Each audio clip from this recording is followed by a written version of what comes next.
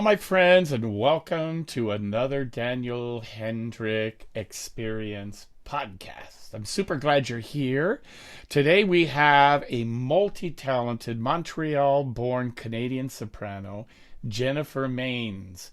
She has sung in world renowned opera houses and orchestras in Canada, Holland, Belgium, Germany, Switzerland, and Spain, as well as Portugal and Austria. From 2003 to 2016, she was a member of the Tyrolean State Theater, Innsbruck, where she sang more than 65 roles.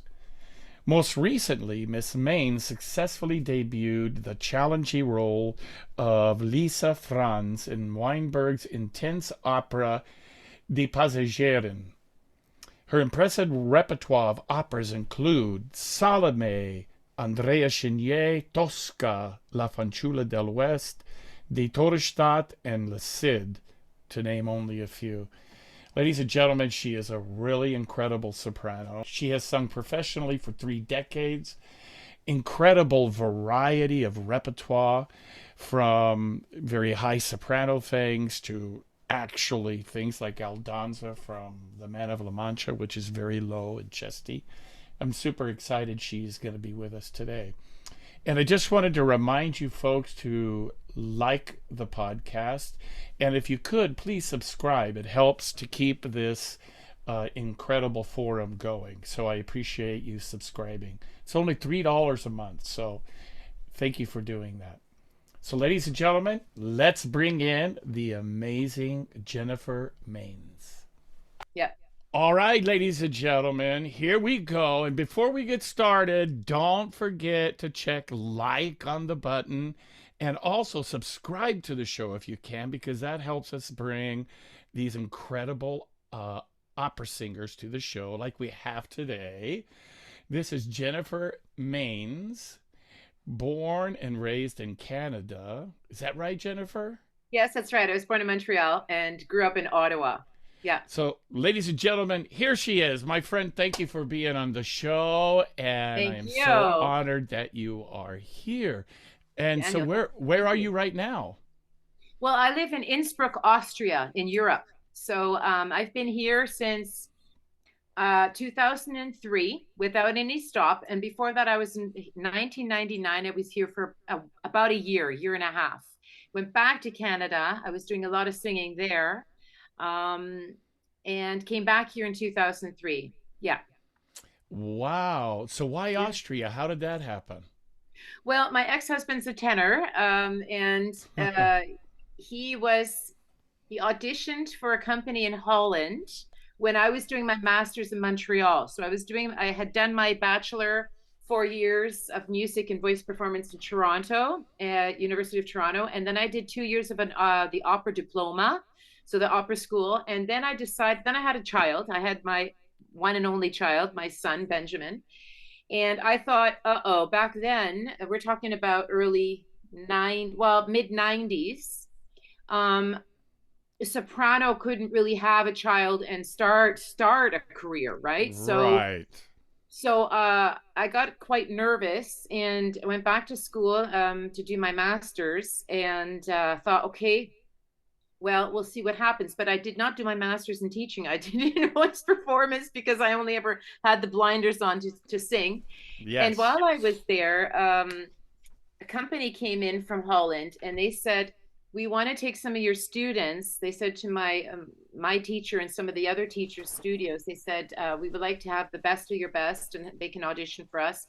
Um, Basically, they wanted people that were already leaving the school, that were pretty much finished, right? Either with Yes. their bachelor or with their master's or whatever. And I had just started my master's, and my husband at the time said, "Please see if I can audition." I said, "Okay." Well, I asked, and they let him audition. And he ended up, I auditioned as well. They said to me, "First of all, you need to finish your master's." Okay. You can try again next year. So it's like, oh, what a bummer. I would rather have just, gone off to Europe to sing, Gone. right? But Right. he ended up, they said to him, "What we're going to do is we're going to bring you and some other people. We're going to fly you out to Holland, to Amsterdam, and you're going to sing there in sort of like an auditorium for a bunch of um, impresarios, intendants, agents, all that kind of stuff. And then we'll see where it goes from there. So then he called me from Amsterdam, and he said, "So I got a job here, here, and here. What are we gonna do in Europe?" And I said, "Oh, well, I guess we're gonna go." And because our son was only, he had just turned, not even two actually, he was a year and a half. Wow. Um, I said, "Well, we'll go, and we're going to come with you, and that's what we're going to do." So that's what happened, and I ended up only doing 1 year of my master's anyway, and followed him to Holland with our small son, and I started singing immediately anyway. I mean, I'm glad that I did that because that's what started it for me as well in Europe, and Yeah. that was in 1998. And in Wow. 1998, beginning of 1999, he got an audition in Innsbruck for Okay. Brigitte Fassbender. Okay. And she was going to be her first year being an intendant at a theater here in Innsbruck. So he auditioned for her. He got the job, and then he called me from here, from Innsbruck to Amsterdam, and said, "So now I got the job." Tenor's life, right, Daniel?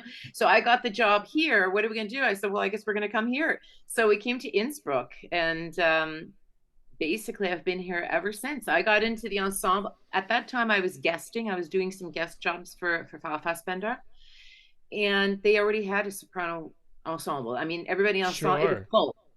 Her ensemble was full. She didn't need another soprano, but I just kept knocking, knocking, knocking at the door, saying, "Oh, I've done this, and I see you're doing this. I've done this, and I've done this," because I had already been doing a lot of things before that in Canada. I mean, I had already done Butterfly, I had done Violetta and Traviata, I had done tons of Wow. operettas. I had already done lots of stuff.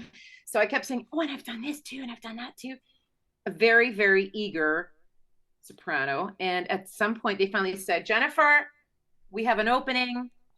Do you want it?" Yes. I said yes. So, and that's what happened. Then I joined my husband at the time in 2003 into the ensemble, and was in the ensemble for 13 years. And then Uh, now I've been a what they call a Stammgast, which means a regular guest. And I've been doing that since okay. 2016.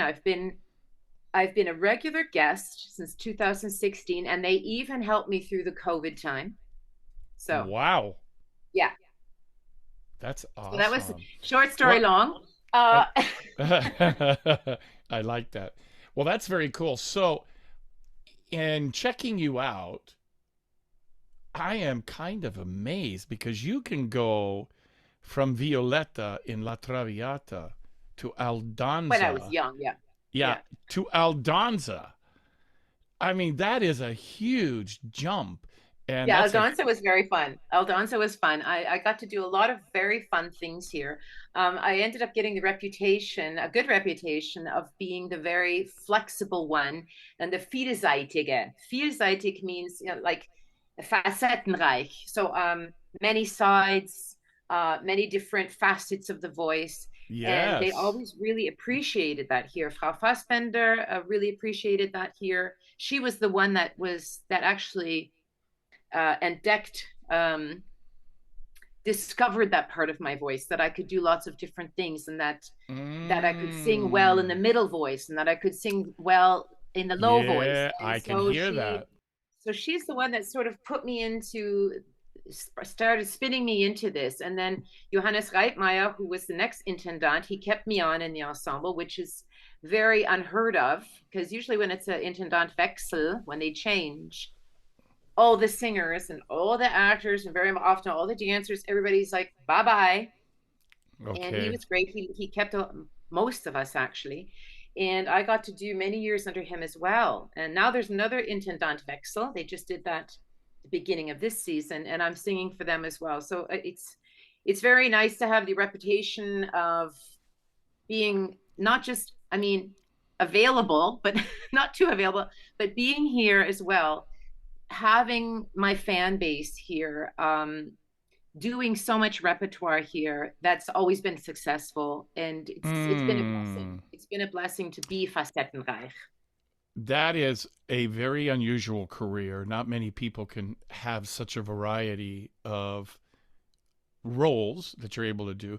What Yeah. was it like going from singing so much like head voice on higher, bigger things and Yeah. Wagnerian things, and then going and singing.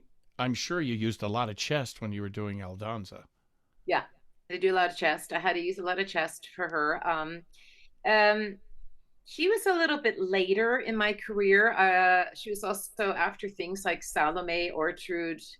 Um, Ah, I mean, I was already singing going into the Wagner repertoire when I did Man from La Mancha, and I felt at that point that it's going to sound bizarre, but I felt old enough to be able to do that and to allow myself to do that, to allow my voice to do that. I didn't feel like I had to sing in a box anymore because I needed to impress just a certain amount of people. I felt freer with my voice, and my technique has obviously been good enough and sturdy enough and strong enough to bring me through all of these styles. I mean, I just sang Brunhilde, my debut of Brunhilde Valkyrie, and wow. that's a huge thing. That was a huge task, That's a which big basically takes everything, you know? I mean, you can see why a Brunhilde is not cast with a 25-year-old. yes, yes. I mean, I can seriously say that now. I mean, when people would say that to me when I was younger, like in my maybe mid 30s, I'd say, well, I could sing her now. And some of the aspects could have been easier, like for instance, the Hoya to Ho.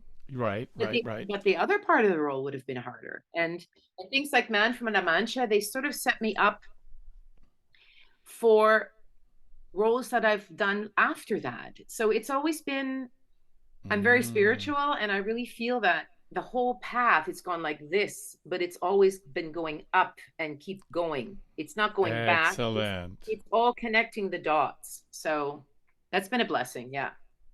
Yeah, that's a huge blessing. Did you do La Mancha in English? We did it in German and German Okay. text. Yeah, yeah, yeah. We also Wow. did Les Miserables. We did that in English. And that was also hard. Fantine. I mean, I was still quite young when we did Les Miserables.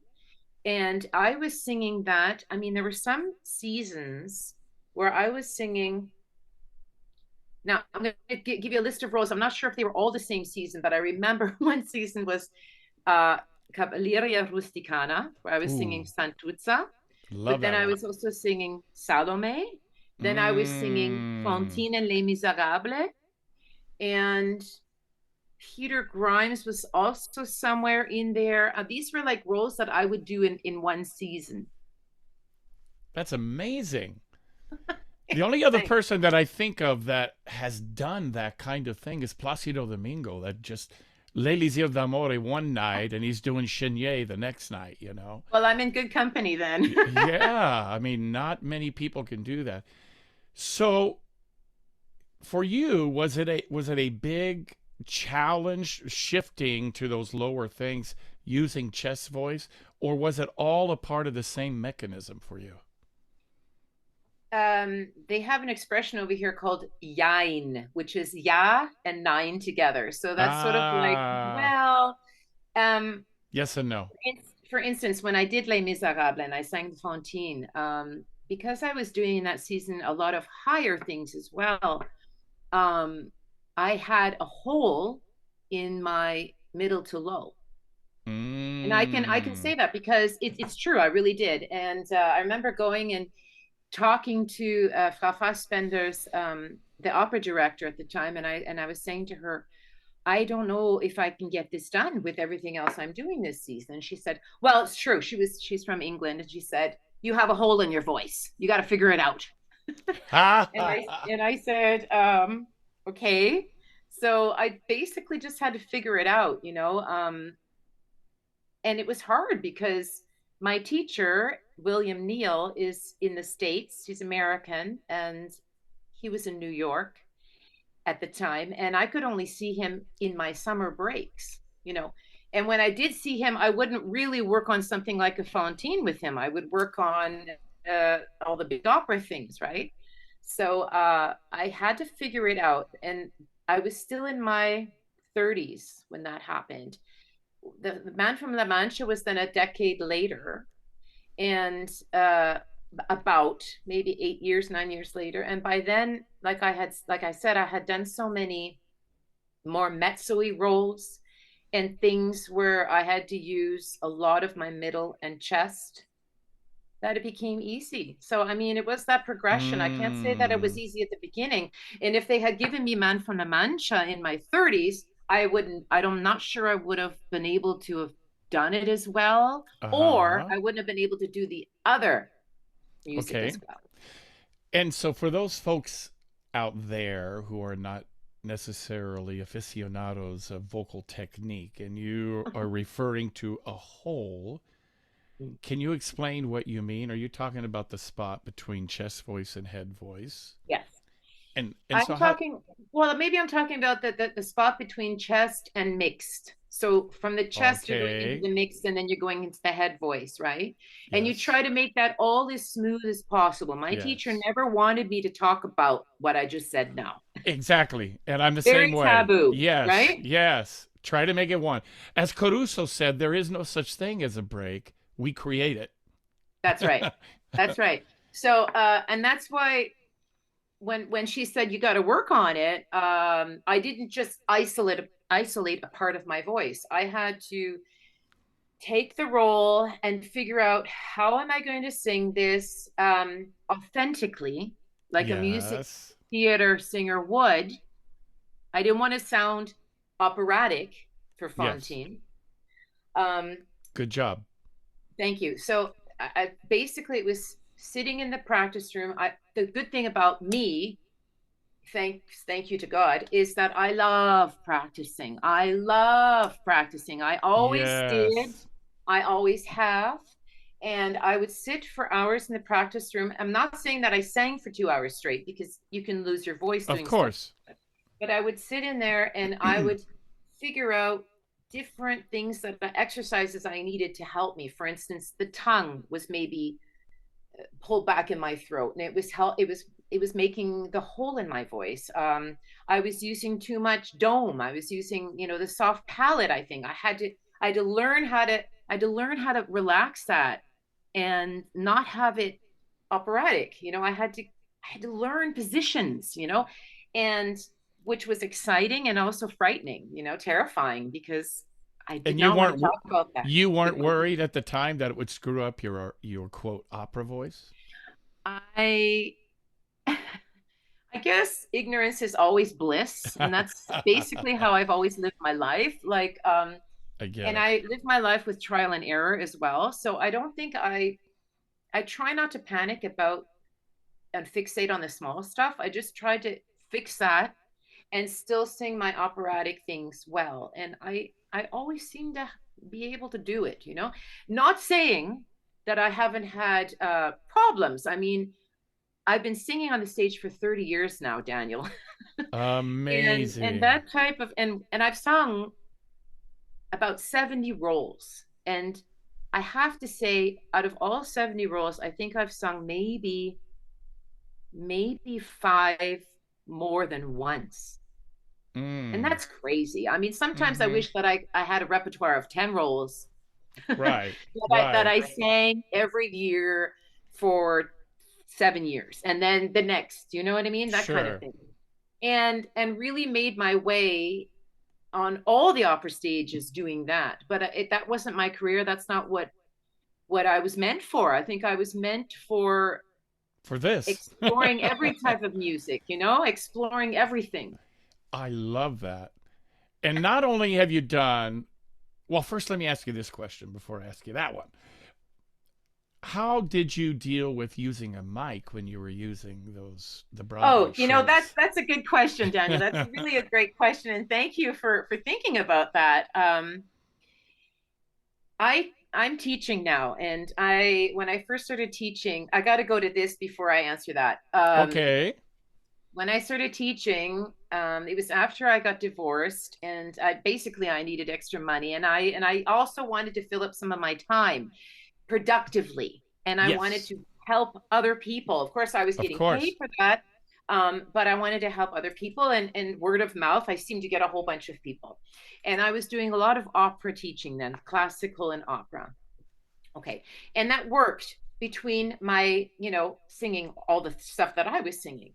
Right. Then I stopped for a while because I started going into the Wagner repertoire and I needed the break in the afternoons. I Mm-hmm. mean, I was working from 10 till 2 in the theater, teaching from 3 until 5, and then working from 6 till 10 in the theater. And that went on for a few years, and raising a son who stayed with me after the divorce, right?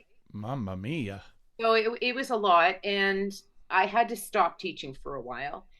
Then go many, many years into the future, which is now, I started teaching again in 2019. And I open my door to everyone, not just people who classically want to sing classically, want to sing Mm. opera, everybody, pop, Yes. because I mean, it's also because of all these TV shows we have now. Everybody thinks they're a pop singer. Everybody wants to be a rock singer. And, Yes. everybody has a voice, which I agree with anyway. Everybody does have a voice. Let's see what you can do with it. Yeah. Yes. So I start teaching now with a microphone as well. So I had to try to think, how am I going to teach my students how to sing with a microphone when I'm not even that good with a microphone? Sure. So very often I'll be sitting there. I mean, I had to learn that, and I'll think to myself, "Oh gosh, just yesterday I was thinking this exactly what you asked me then. How did I learn to sing with a microport? Microport, what's it called in English? Also Mm. microport, or the head microphone, the Headset one, mic. the Yeah. Yeah. headset, Yeah. the Yeah. headset. Yeah. The little wire And that comes from the ear around to the right, mouth. exactly. And I think the answer just is by trusting the sound man. Because I remember Mm-hmm. saying to him when I was young and I started, they put me in musicals and things like that. For operetta, we never used that, thank heavens. But for musicals, when I was doing the musicals, and I said to the tone man, I said, the sound man, I don't know what I'm doing, to tell you the truth. And I also Mm-hmm. told Kammersänger Frau Fassbender, the Intendantin, I can't sing with this. She said, oh, of course you can sing with it. Just sing like normal, just don't push. So, and then I said to the sound man, Mm-hmm. I have no idea how I'm going to sound. And I'm very nervous because I'm used to having a buffer between my voice and the audience, Mm-hmm. right? You know that, right? You've got the Yep. orchestra, or Is even if right you're there. singing with the piano or whatever the other instrument is, you have a buffer of air and you have a buffer of Yes. of room.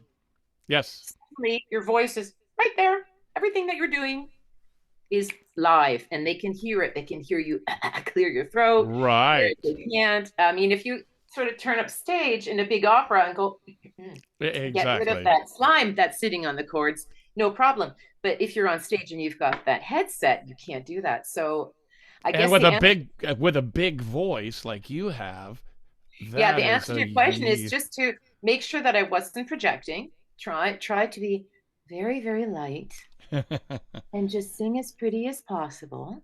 Oh, listen to that. Head voice just came in And there. just take it easy, and Right. bring this let the sweetness come out. And that's what I did. Mm-hmm. Yeah. Fascinating. Wow. Thank you. Yeah. So as I'm listening to you speak, Yeah. it's unusual, your spoken voice, as compared to a lot of sopranos who speak a lot more head voicey. Did you do that in your younger years, and as Never. you've matured? So you always, and that's probably what that ingredient then is what helped you have both worlds, probably. Could be. It could be. So I remember my teacher used to always want me to sing like that. And that's sorry, speak like that. He would always say, speak, your speaking right. voice is too low, It's right? chesty. Uh-huh.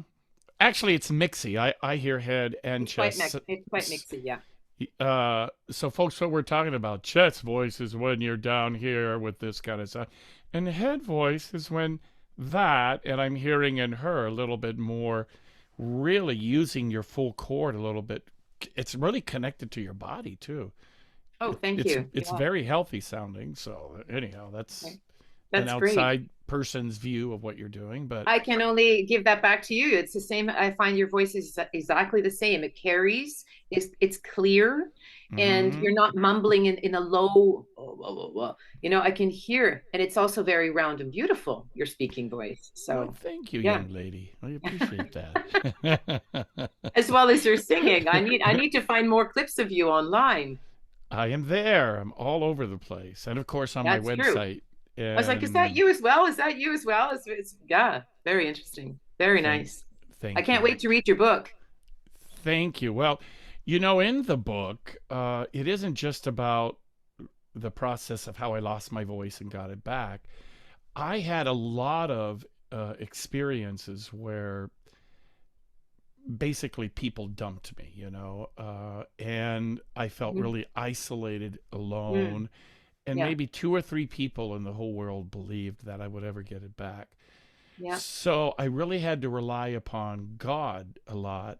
yeah, And as a result, I grew yeah, up in the church, so I really became more, I wouldn't say churchy, but more yeah, gaudy. Uh, yeah. and so I had a lot of what people call out of body experiences Right. and divine information. Even some of the songs that I wrote were Yeah. just came, and I had a whole song in 3 minutes, words and I think we music. have that in common, Daniel. I think we have That that in common. The more I sang, the more my belief. I've always believed in God. I've always loved God. I don't want to get spiritual here on your very, but yeah. I mean, the thing is, been with me, or she, right? and this force has been with me Yes. the whole time, but I opened up to it maybe during these stressful times when I was singing everything. So maybe that's also a little bit, there's a bit of the God in my answers. I mean, how did you get through all these roles? How did you go from chess? And I think that there's a lot of God in there as well. That's part of the recipe. And when I just trusted, then it all worked out. Mm, When I started going there to the very negative part, which you could yes. call, you know, the devil or whatever you want to call it, Right. um, then I lost all of my, you know, I was insecure. I lost all my confidence. And that's when you start to lose your voice. That's when you gotta just keep trusting and trusting. And the more I did that, the easier it became. And I had as well experiences very often where I'm a very good actress as well, and I love it. That's what I wanted to do first. I wanted to be an actress. And when I just let go and just let whatever happens, especially in the rehearsals, right? Um, the director very often will stop and say, "That's exactly what I want. You got to do that again." And I'll say, "I don't know what I just did. Yeah. I don't know what that was. I don't know if I can one to one Duplicate repeat that, that. duplicate Yeah. that." Because what I was doing, I did not feel it. It was part of something else. And very esoteric. You can't really tell other people that, especially in German. I want to start talking about this. So I'll just say, okay, I'll try. But that Right. was what was going on in my head, right? Yeah. I talk to my students about this all the time. You cannot expect to repeat the exact tonality, expression, but you can expect to repeat consistently the process of letting go. Yes. And that Yes. could be your intention. Whether you Yes. always achieve it or not is a different story. But if your Yeah. attention is there, you're always getting closer to the mark of what I I say, agree. like you were saying, less of me, more of the divine. Yes. More of the And divine. and then I have heard this guy by the name of Armando Sierra that was a big influence on me. I would go and watch this short Mexican guy sing with this biggest voice I ever heard in my life, and without exaggeration, I felt like God was present. Not that he was God, but that Right. it transported me into a godly realm of Yeah. spirituality. But yet Yeah. I'm listening to Cello Emar, and I'm thinking, what is that? And I got it to at a very young age to experience him because I followed him around like a little puppy dog wherever he was singing. Nice. Yeah. And though that kind of just infiltrated my soul and my Yeah. being I and believe really that. influenced me to do exactly what you're referring to. Let go.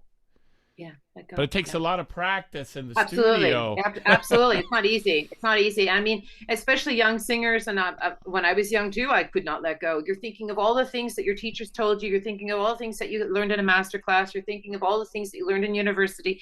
You're thinking about your text. What are you saying? Am I breathing correctly? Do I look good? Am I thin enough? Whatever it is. What are my chances?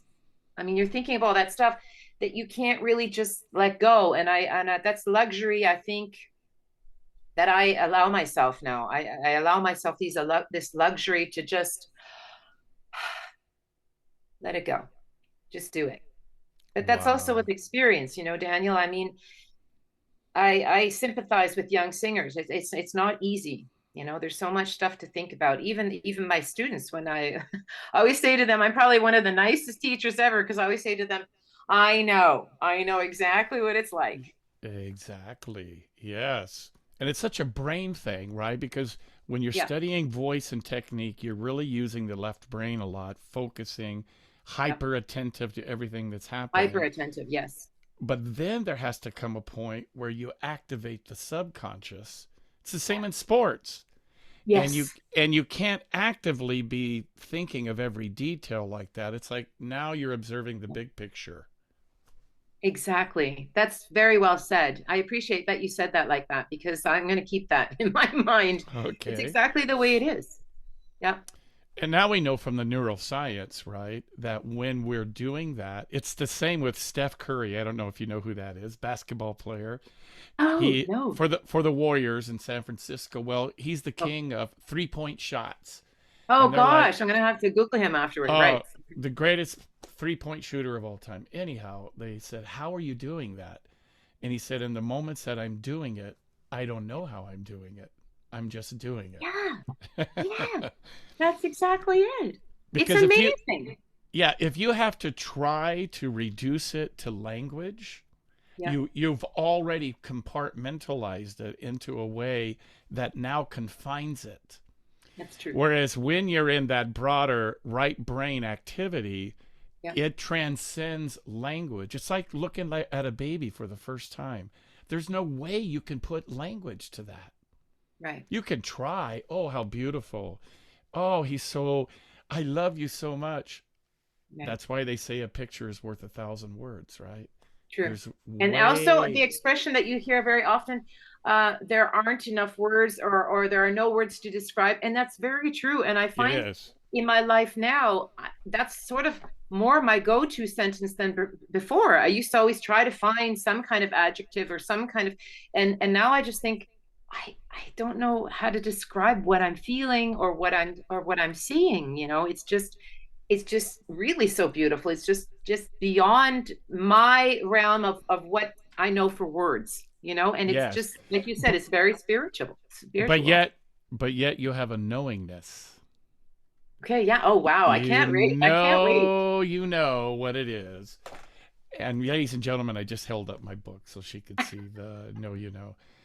And that's about it. So when I had lost my voice, as I was Yeah. telling you, a lot of important people in my life came to me and tell me to give up, basically. It's not God's plan. The minister from my church told me that. So Oh I my told God. the pastor, I said, Pastor, when you feel that God has given you something, you have a knowingness in your heart. And no matter what you say, it Yeah. is not going to stop me because Yeah. I know, and the Bible says, blessed is he who believes and has not seen. Just because you don't see it doesn't mean I'm stopping to believe. Yeah. And I kicked them out. But anyhow, You know, that's, Daniel, if I may, it's amazing because it's absolutely God's plan for you to go through that though as well. Of course, in hindsight, it's easy to say and it's easy to right. see, right? But as you get older, you see more and more, like I was saying, how the dots sort of all join. How connect the dots, and it's sort of like you had to go through that hard part just Yes. to show how much you belong in this profession, just to prove how much this is your life's work. you know?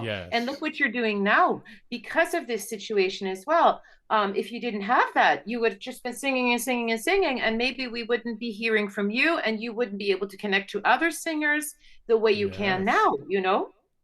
Yes. With an For me, understanding just it. it's always a reason. Yes. That sounds like a Good, song. but good for you.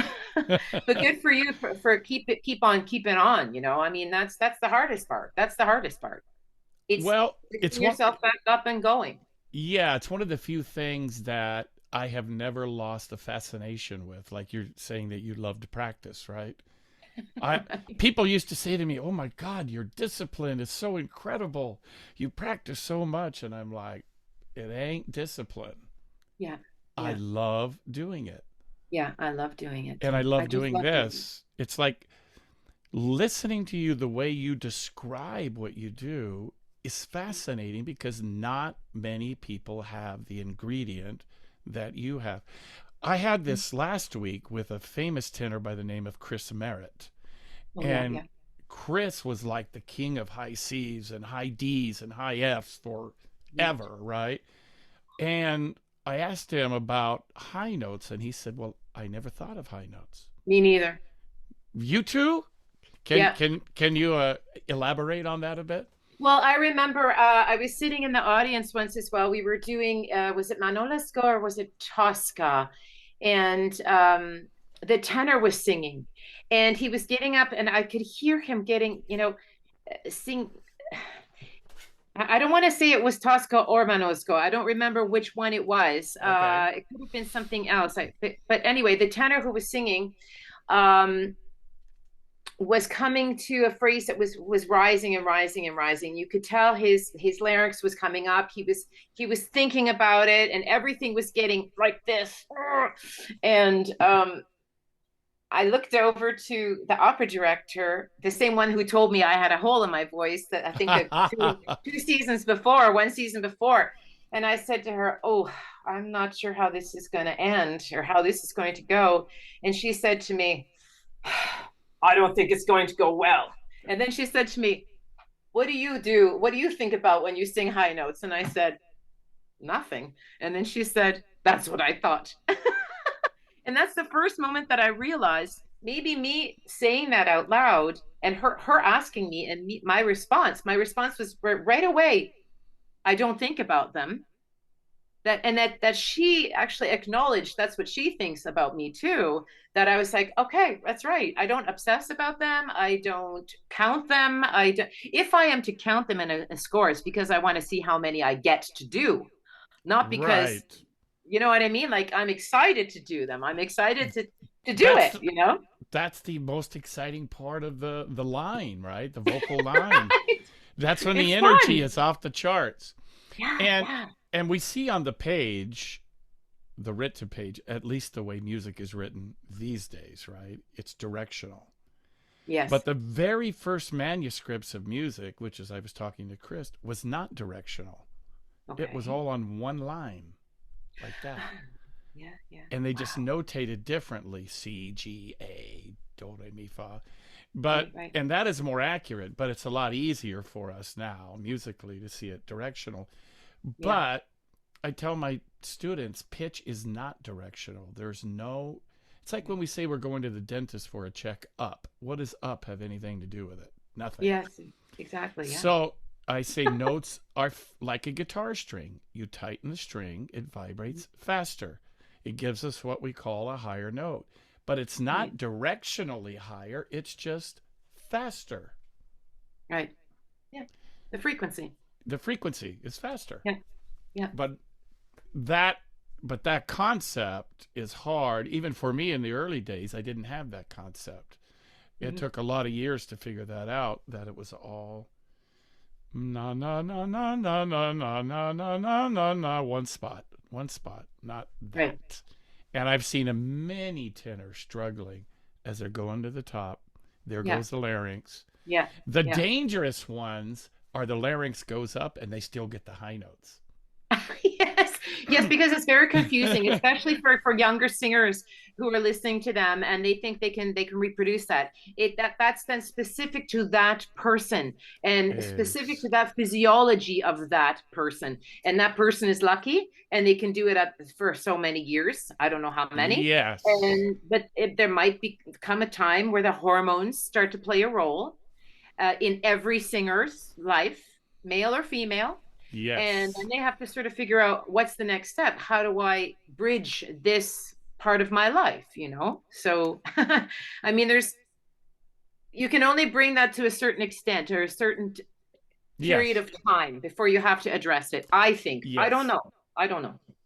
I I agree with think. you. And I know what you're talking about, but I know for sure there's a lot of people in the audience that don't know what you mean when you No. say when the Right. hormones kick in. Can you Yeah. describe physiologically what you're talking about? What happens?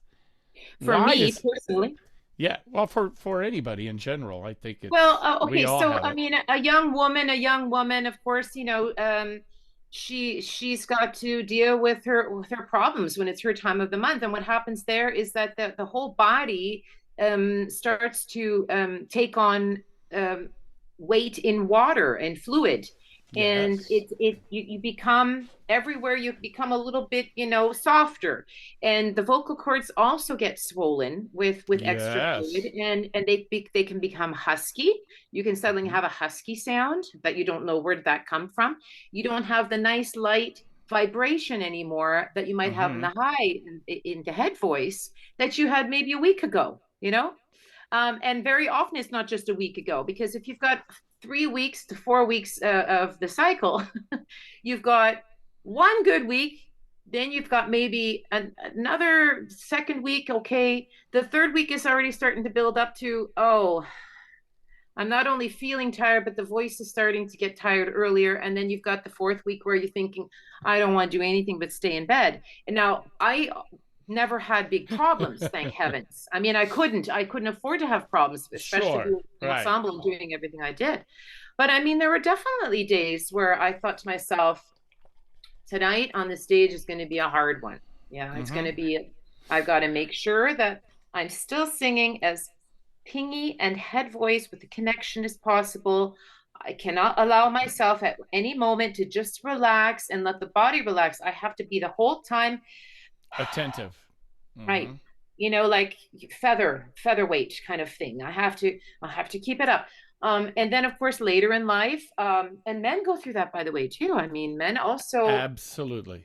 which is never spoken about and it never has been, but it's starting to be coming out more. I mean, we're starting to hear more about that, and I don't think we've heard enough yet. I don't think it's they need to put it out there so that we can know that a man also has his Yeah. cycle, basically, right? Yes. Yeah. And also age, they describe it with different terms, so it's a lot more flattering For terms that they instance. use for men. Oh, as you get older as a man, as a tenor, your voice is going to get richer and Oh, right. Yeah, fuller and correct. bigger. Yes, right. Okay, what you're really talking about is as you're getting older, your chords are getting thicker. Yes, right. Exactly. Yeah. My son, if I may say, is 27. He's a bass baritone, and he's very, very tall, and he's I very, very saw. slim, very slender. He's now singing in Innsbruck as well. He went and did his bachelor in Vienna and his master's as well in voice production. His father's a tenor. I'm a soprano. He's a bass baritone. Then he went to Berlin and he did the opera studio at the Staatsoper Berlin for 2 years. And now he got this job in Innsbruck. Just, I mean, that's kind of funny. It's like in the footsteps of his father and mother, but he's keeping it easy. Thank heavens. He's not trying to Good. push the low. Um, and I even say to him, when you're older, then you'll be able to start doing like the big roles and all that kind of Yeah. stuff. But it is true. I mean, it is true. A young bass baritone, the male voices, they do mature and they do get fuller and warmer as they get older. And Yes. that's not specifically the same case for women, for sopranos especially, Right. Yes. because Yes. it's not like our voice gets fuller and darker. It just gets harder. You just Hmm. have to figure out your technique more. You got to figure out how can I bridge this this more husky sound in the morning? How am I going to be able to sing tonight? Let's take what can we take for a role? Even if we take a Mozart, let's take the Even Countess, even right? harder. The Countess, you're singing, you know, she's got to be pure. She's not Susanna, but she's a light, a beautiful lyric. It has to be a full lyric sound. It has to be smooth and And pretty sweet. and Yeah. sweet. And even though people think it's got to be, no, it's got to be light, and it's being cast even lighter every year, every season. The Mozarts are Yes. getting cast lighter and lighter, and so you're waking up in the morning and you're thinking, oh God, you know, my voice is this. You got to figure out how are you going to bridge that morning voice to the evening voice, and that's a lot with hormones, you know, that you got to Mm-hmm. figure it out. I don't know the formula either, but you got to know your own body. Yes. You got to figure out what is good for your body. How are you exercising? What are you eating? What medication do Mm. you have to take? Or do Yes. you, or should you take Take. medication? Should Yes. you get your hormones checked out, like the levels, you know? Should you Yes. get your vitamins levels checked out? Like sometimes iron, women are really lacking in iron, right? Yes. So Yes. sorry, I don't want to go on Wow. a pitch about that, Love but it. Well, people want to hear about that stuff and how it works and the difficulties yeah. that we It's have. like sports. It is like sports. I mean, you got to keep your body up. You got to keep in shape, You know, your voice, and not just your voice, your body, everything, your mind. exactly. You know, for years I suffered with exactly the equation because traveling, let's say from San Francisco Opera to Lincoln Center over to Germany, and I have a condition called fibromyalgia, which is terrible with inflammation. So your Right. joints get stiff and your Oh, body is stiff and it's inflamed. And of course, your cords are inflamed. yes. So to battle that, I mean, one day you wake Wow. up and you feel like you're ready for Don Ottavio and Don Giovanni, and the next day you wake up and you feel like you're an Otello. Right. So Yes. it's not easy. Not Yes. easy. Oh my gosh. I mean, wow, kudos to you for having a career despite that, and for figuring it out. Just what I was saying, you figured it out. How can you cope with this and still sing beautifully and still sing professionally? Good for you. Yes. Well, You know. it's all in the book. Well, let's hear from you. I think this from Turandot. Yes. And you want to tell us where this was? Well, this was also in Innsbruck. This was my last year in the ensemble, and Okay. it's very rare that they cast someone from the singer ensemble as Turandot. Usually they bring in a guest, and I was Sure. very fortunate that they offered me this role. They asked me at the beginning of the season before. It's always a season before, and they said, "Could you see yourself singing Turandot? Is that something that you can sing? Because we would like to offer it to you." And I was like right away, "Whoa, Turandot! Of course I want to sing Turandot." But then I just say, listen, I'm going to look at it and make sure I still have the chops to sing this. Make sure that the C's are in order and that everything is, you know, going to be where it has to be. And I'll come back to you. And it didn't take me long because I really wanted to sing the role anyway. So I went to the practice room, like I love, and sang through it a lot. Telephoned, called my teacher, asked him what he thought. He said, "Of course you can do that, Jan, but you have to come and work with me." So, right. So, You of sounded very course, American when you said that, by the way. Texas, yes. So I said, "Well, of course I'm going to work it with you, obviously, and also get as much input as I can, also from women, you know, because my teacher is Helen Tanner. Mm. He was, you know, so I had to check it out, and then I said, went back to them, and I said, yes, I think this is going to work, and then I had the year to get it into my chops. Wonderful. So, and this was my debut, and this was, I think, the rehearsal. So that means I didn't even have, I don't think it was even in performance yet. This was the general rehearsal, the last rehearsal before our Okay. opening. So it's live, and there's everything there that you can hear. All right. Have Well, fun. we're gonna hear a piece of that.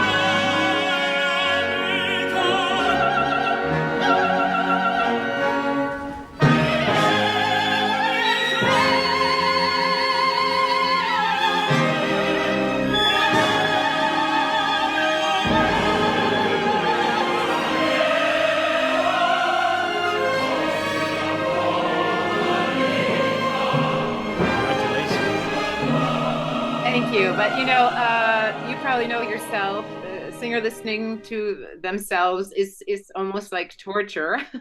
Something that I had to really get a grip on and start listening to myself more and more. If I had done that more when I was younger, then I think I could have improved even more. And this is exactly an example of what I was talking about with not being able to have the chance so far in my lifetime to repeat a role many times, because Yes. it was a good start, and I think I did at the time with what I had and the time that I had to prepare it, considering I had tons of other things still to do. That's the season before I started that. um I think I did a fairly good job. But I mean, this is something where if it came back to it, I would change so many things, right? I mean, that's the whole thing with singing, is it's an evolving entity. You never stop. You're never good enough as Yes. well. I mean, you have to be good enough always for the role that you're doing at In the hand. moment, But I mean, yes. the next time there's always going to be improvements. You're always going to continue to crack that nut and try to figure out what can you do better this time? How can you make it easier? And very often I have found though, if I like Salome, I came back to a couple times. When I did come back to it, it was much easier. Mm-hmm. Mm-hmm. Orchard was much easier. Mm. Uh, gosh, I did Powder Her Face, the Duchess. That was very difficult. Thomas Ades. Um, Mm. not only difficult rhythmically and the notes, but also it demanded so much from the voice. And every time I did that again, it was easier. So that's the thing. Also, if there are any young singers listening here, every time that you sing something again, it's only going to get better. You Better. know, so if the It first time around you're not exactly pleased 100% with your performance, just remember the next time, baby, it's going to be better. right. Well, ladies and gentlemen, what a fascinating interview we've had with Jennifer today. Or what do they call you over there? Jen? Jenny? Jenny, Jenny. Jenny, Jenny Jenny. Mains, yeah. Lovely. Well, by whatever name you are called, you are an incredible artist, Thank you. and obviously a master of your vocal technique. It's fascinating to hear you sing, and the absolute variety of things that you're able to do. It's not common. Kudos to you after all this time. Still doing it. Yes, yes, still doing it. So thank you so much for being on my podcast today. I really appreciate it. I know everybody listening is Thank you for very the honor, grateful. Daniel. Thank you for thinking of me and for contacting me. It's been great. And I hope we keep in contact after this. Absolutely. And I'll send you the book. So, ladies and gentlemen, for those of you who want to know more about my story, you can go to danielhendrick.com, and there you can order the book Know You Know, which chronicles my life story about losing my voice and getting it back and singing all over the world. And also, while you're there on the podcast area, please subscribe. It really helps to keep these interviews going and interviewing absolutely incredible artists like Jennifer. So, once again, Jennifer, thank you for being on the show today. Thank you, Daniel. All right, Thank you. Thanks, everybody. everybody. Thanks, Bye. guys. Bye bye. Bye bye. Take